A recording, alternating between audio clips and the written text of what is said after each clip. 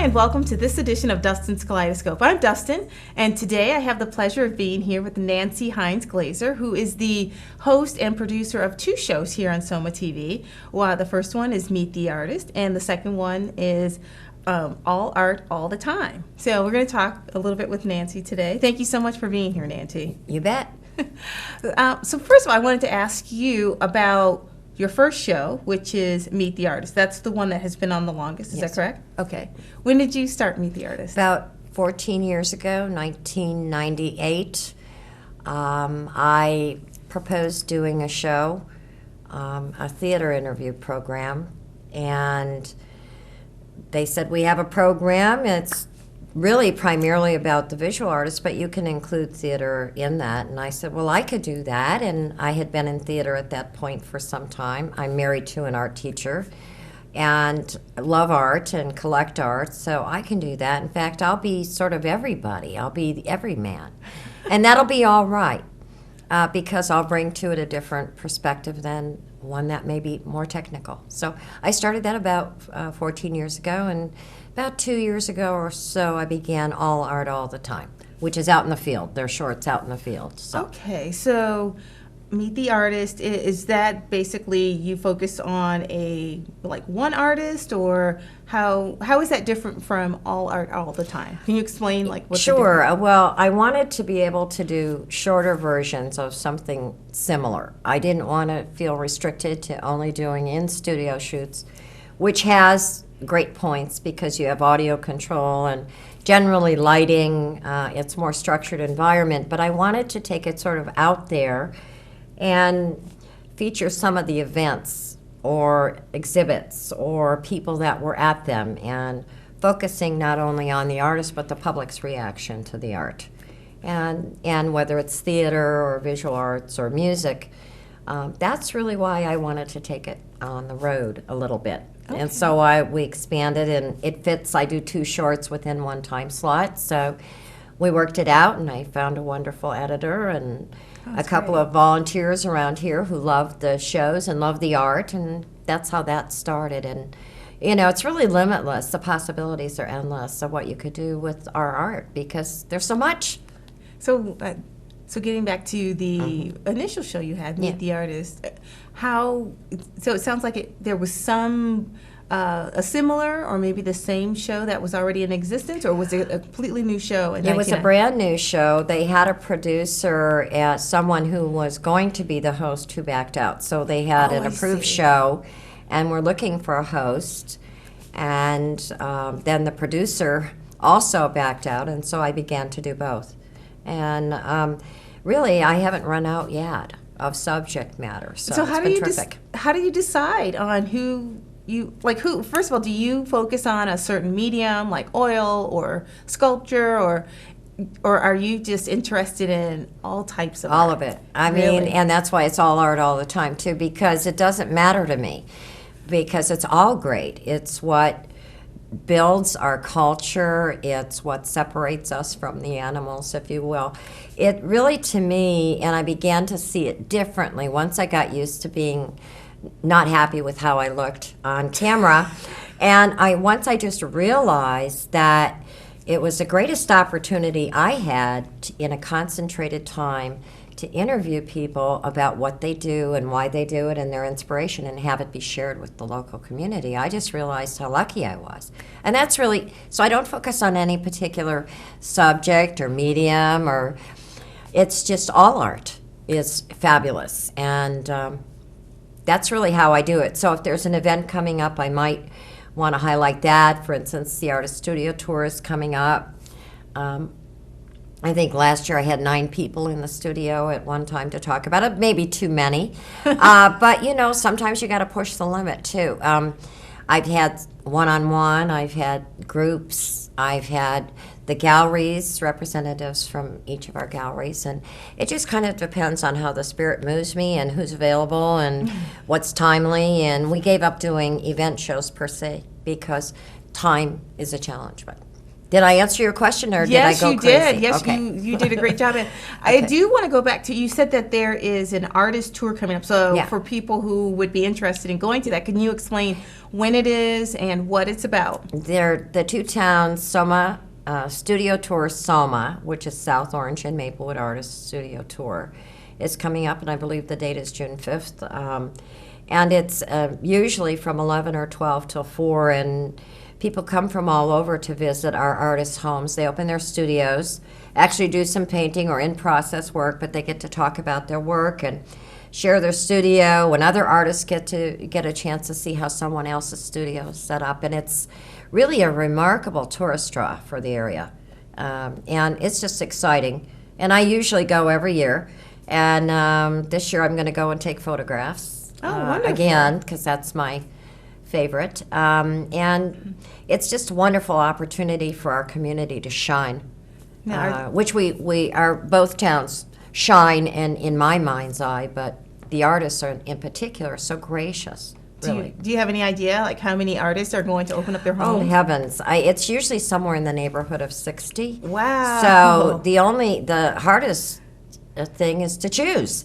And I've had people ask me, and I can always say, gee, I don't even know what to say. Well, how much time do you have, and what do you like?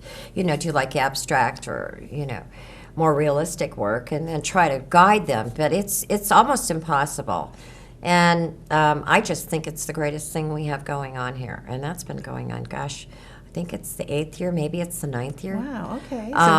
But it's truly amazing. So it's the artist tour. It's June 5th, and how can people find out about it? www.studiotoursoma. Okay. And Awesome. they can .org, and the artist's work is featured. Some photos, in fact, maybe even one or two I've taken through the years will be Awesome. on the site, and it's just exciting. And the artists get to do this sort of in a more formal way, Right. but in their own place. That's Cool. great. Yeah, it's wonderful. And you mentioned, you just let it slip that there may be a few photos that you've taken. So I've just taken hundreds and hundreds of photos through the Really? years. Yeah. So that is that your preferred form of art? It's all self-taught. If I had to say there was preferred art, it would be that. It's also video storytelling. I really enjoy that piece, telling a story, weaving together photos and stills with music and no words. And I produced the movie Once Upon a Gaslight, which was a 4-year labor of love with 100 volunteers, the history of town, of South Orange. Oh, what? Yeah. Oh, okay. And if someone wanted to see that, where would they be able to find it? They can look on the SOMAtelevision website. I think it's available there. It's also on YouTube. And if you just Google www.onceuponagaslight, up comes the movie. Is it also in the library? Is that It's in the library. It's in the South Orange Library, Seton Hall Library. And I think at one point it was being used to teach local history to kids. So Wow. here in our school district as well. I don't know if it still is. It's out of print. It was done in '05. So, but that was the other thing. And that came from doing the show. I got Okay. stimulated and interested in people's stories. And that came directly from doing the show. So if anybody wants to volunteer and produce shows, but really work hard at it. Right. You can't just want to do a show. You've got to really work hard at it. Any of the long-term producers will say it. It's a great place to find other ways to go. So, Right. when you were on my show, we talked about finding other ways. That's And true. That's true. I also wanted to ask you, so you regarding Meet the Artist, which is your longest show, do you have any favorites? Do you have any? I hate to put you on the spot, but I'm curious about. Yeah, if there are I've certain- had a few fun ones. I know that Russell Christian made me walk off the set with him. I just got inspired because he's so kooky. No, and wait, of course, for those of well, us who haven't he's haven't a seen that Brit, and he's just funny, and he's got an interesting sense of humor. And so he was wearing a bowler hat, I think it was, and I just felt like walking off the set. And I've never done that before. So that was kind of lifted me up to an improv moment. I always love our gallery people, our principals in both the Piero Gallery and also Gallery 1978, and wherever they might be. They're always wonderful because they're bringing such remarkable shows to the public. And really, and I think probably one of my earlier shows, Lenny Pirro was a favorite guest of mine, because he really believed in what I was doing. So, and he's not with us now, but through doing the show and having him on, I did do a commemorative piece on him, a short, and it wove together the story of Tony Smith, the world-famous architect and sculptor whose sculpture Tau is in our park. Oh, yeah. And Lenny had a dream of us having a sculpture. One of the most famous sculptors in the world was born and raised in South Orange, and many people didn't know it. And that was his dream, and so his wife and the Lenny Pirro Memorial Arts Foundation worked with the town, and it was obtained. And to me, it's really remarkable to have seen that happen. But you know, art in its very nature is controversial, so that had its controversy, and a lot of art does. But you know, one image can change the whole course of history. If you remember the illustration, and I think it was a Wall Street Journal, of the prison at Abu Ghraib, changed everything, changed the whole course of history. So anyway, that's why art is so important to me. And has it always been that way for you? I married an art teacher of 40. He's teaching art class for 41 years, and it was in my soul. I just never really knew it. I'm a nurse and a rehab counselor, so who knew?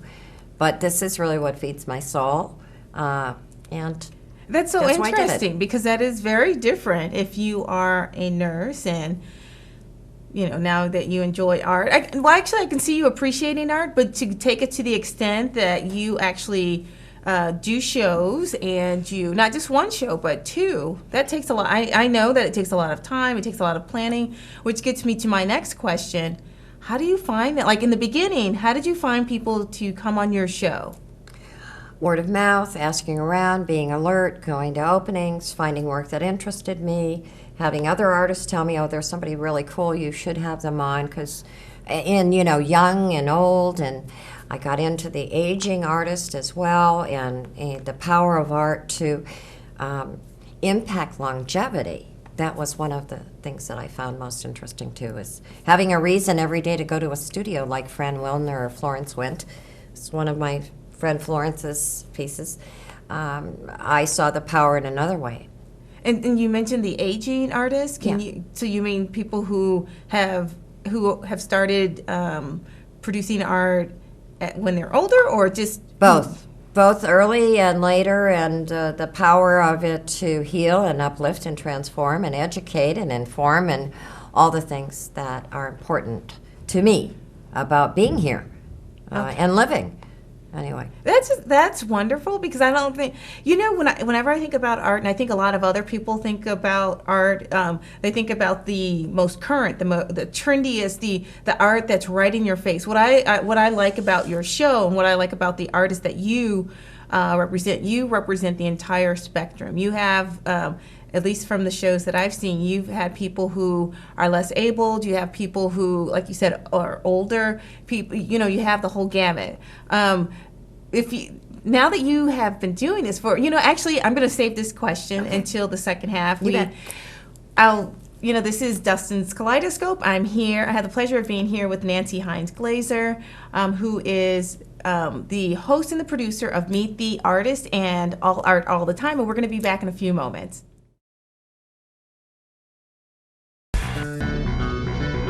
Television is a powerful and influential medium that allows different groups the opportunity to produce programming that directly affects their own communities. Public, educational, and government access channels ensure that all people, regardless of race, age, gender, disability, religion, or economic status, have access to local government information and the use of a public communication forum. Make sure everyone has a voice. Support your local PEG channels.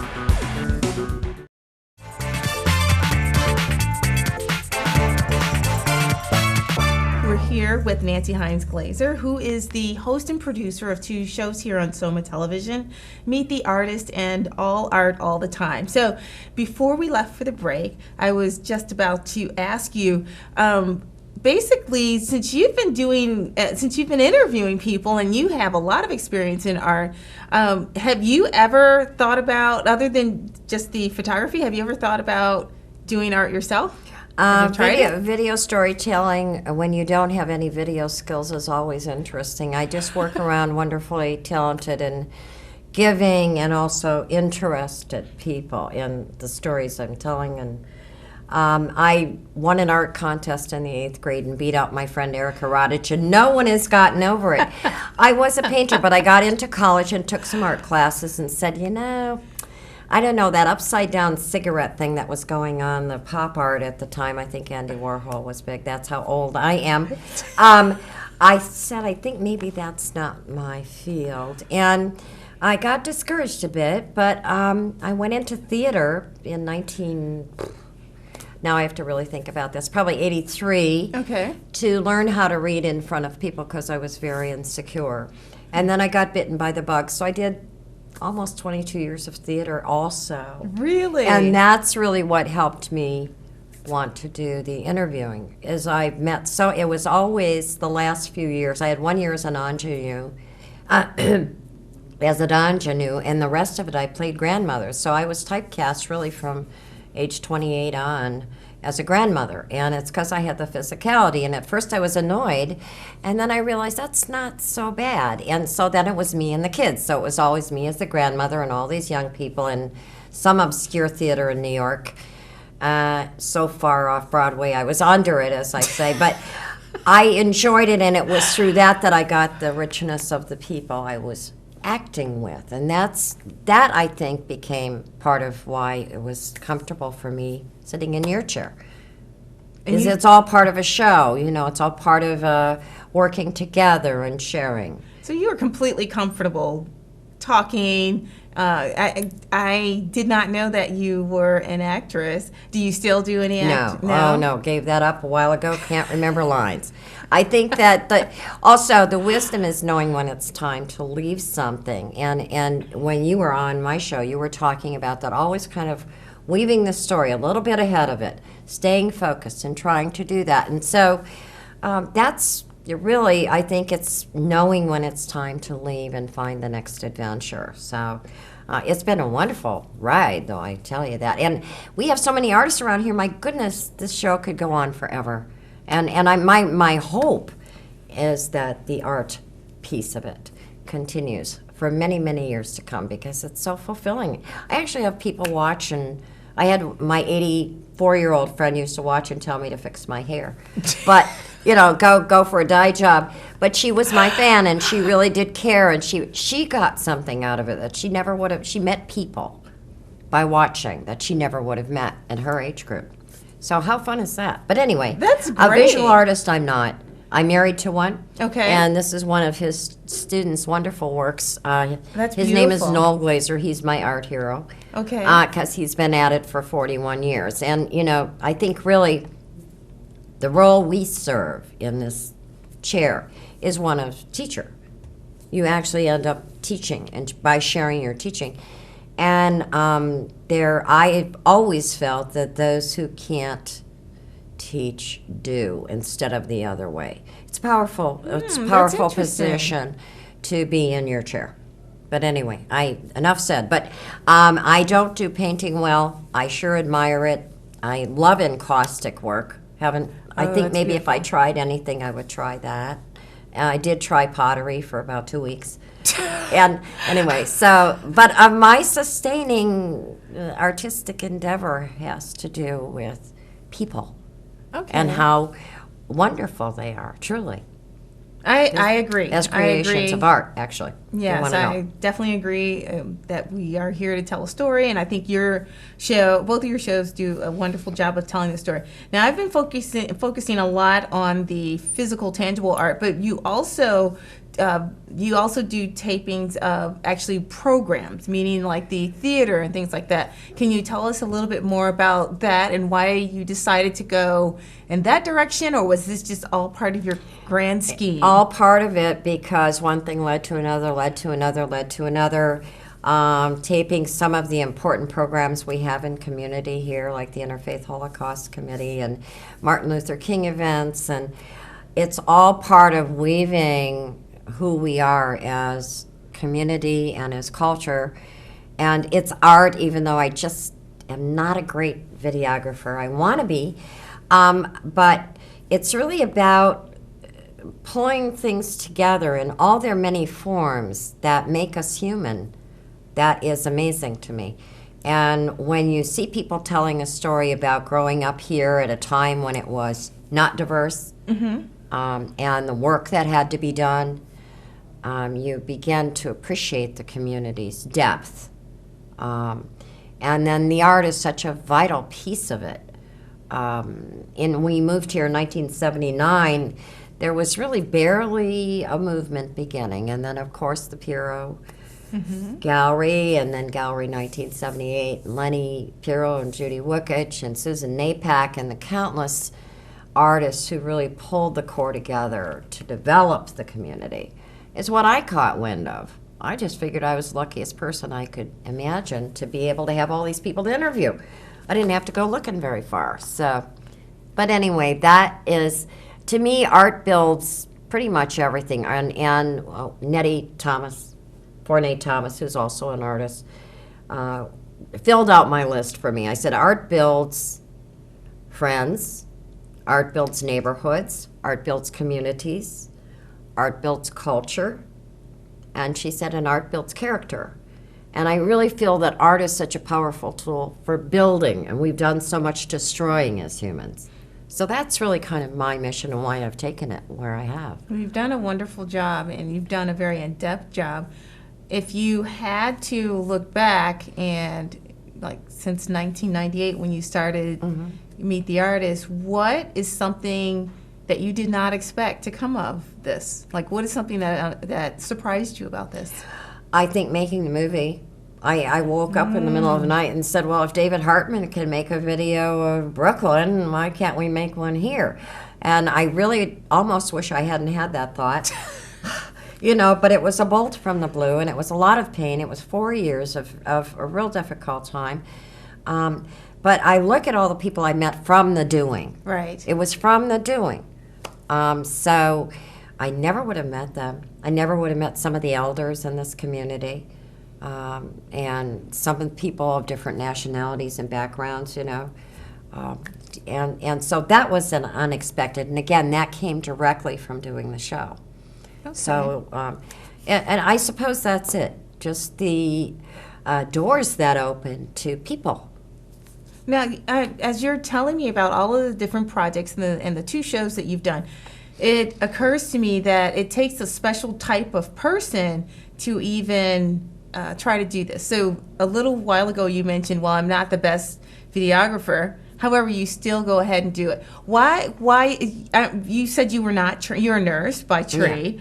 Yeah. You weren't trained, and you did theater, but you are not a journalism major. Any of these things that people would typically think of as when they're thinking of a host, a producer. What made you think you could do this, Nancy? Oh, heck, I don't know.